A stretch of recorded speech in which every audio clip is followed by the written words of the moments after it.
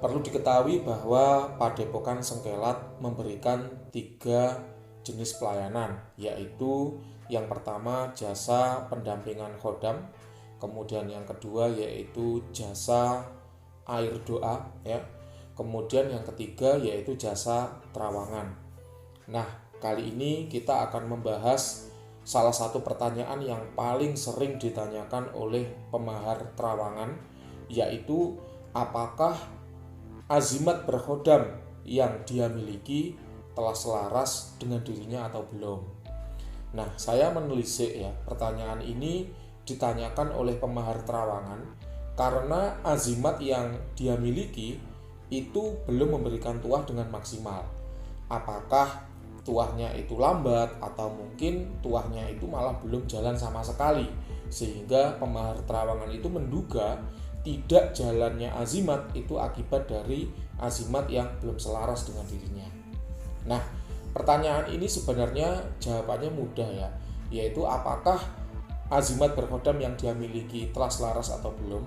Maka jawabannya adalah apabila terjadi penurunan manifestasi, maka itu adalah tanda bahwa azimat telah selaras.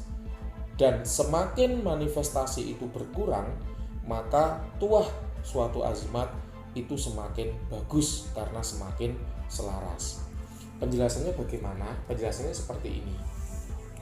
Manifestasi yaitu tanda-tanda kehadiran khodam di sekitar manusia. Ya, itu disebut dengan manifestasi. Manifestasi sendiri muncul akibat adanya crash energi atau benturan energi antara manusia sebagai makhluk hidup yang punya energi dan khodam sebagai jin yang hidup yang tinggal di dalam suatu azimat. Sehingga ketika azimat berkhodam itu dipegang oleh manusia, maka akan terjadi crash energi atau benturan energi antara manusianya dengan khodam yang berada pada azimat tersebut. Nah,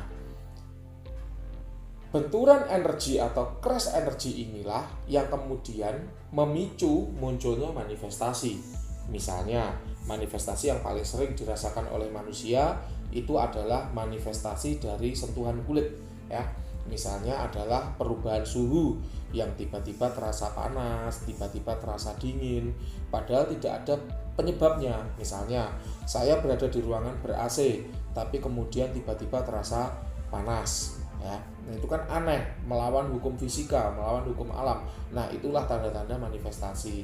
Atau saya tiba-tiba merasa dingin, padahal saya berada di dalam kamar yang tertutup, tidak menyalakan kipas. Nah, itu kan aneh, tidak sesuai dengan hukum fisika, tidak sesuai dengan hukum alam. Itulah tanda-tanda manifestasi. Atau tiba-tiba azimat yang dipegang itu nyetrum, ya. Memang listriknya tidak sebesar listrik PLN 220 volt, tapi tetap kerasa setruman dari benda berkhodam. Nah, itulah yang disebut dengan manifestasi. Atau mungkin benda yang dipegang itu terasa berdenyut, padahal benda itu adalah benda mati. Contohnya adalah batu akik, keris,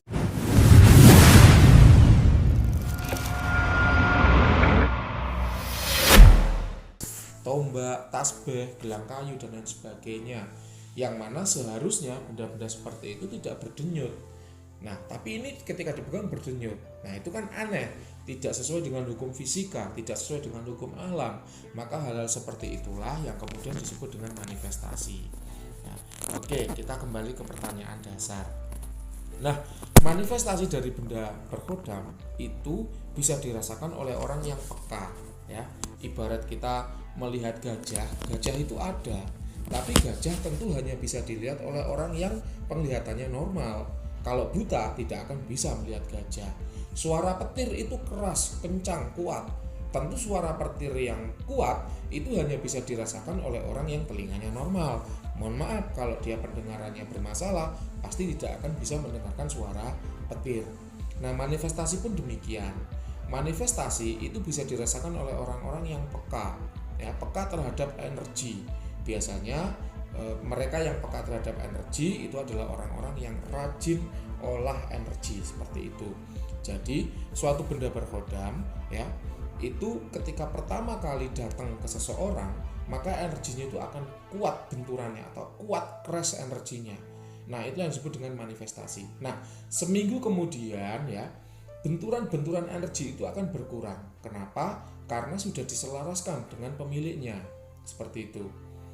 Ya, misalnya pertama kali datang denyutannya kuat. Seminggu kemudian denyutannya semakin lemah. Seminggu kemudian denyutannya hilang. Nah, itu namanya ada penurunan manifestasi. Itulah tanda-tanda selaras. Atau misal ketika pertama kali dipegang, setrumannya kuat. Kemudian seminggu kemudian ya, setrumannya sudah berkurang. Seminggu kemudian sudah tidak terasa nyetrum lagi. Nah, itulah yang disebut dengan penurunan manifestasi. Nah, penurunan manifestasi ini adalah tanda-tanda bahwa khodam semakin selaras.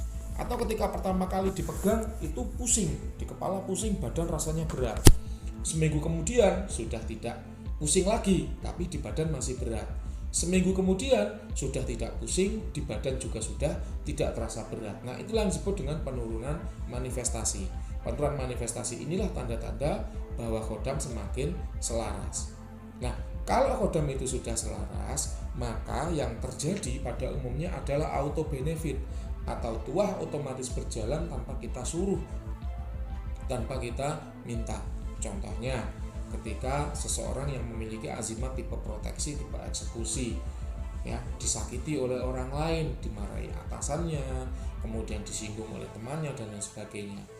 Nah, ketika disakiti ini sebenarnya manusianya itu sakit hati, tapi diam saja karena tidak berani. Misalnya karena yang memarahi adalah atasannya. Nah, kalau azimat itu sudah auto benefit, auto tuahnya sudah auto berjalan, maka khodam bisa saja mengeksekusi orang tadi walaupun si manusianya tidak memerintahkan. Nah, itulah tanda-tanda dari auto benefit. Jadi tuah otomatis berjalan tanpa kita suruh. Misalnya kok pedagang itu sepi, dagangannya tidak laku atau kurang laris, dia sambat atau dia sambat itu berkomunikasi ya melalui batin. Kok daganganku sepi ya, seandainya daganganku lebih laris maka tentu aku akan lebih bahagia, misalnya begitu. Kemudian diiringi dengan membuka toko lebih awal, pelayanan lebih baik. Kemudian khodam karena sudah auto benefit, khodam bekerja, membantu pekerjaannya itu tadi, membantu perdagangannya itu tadi.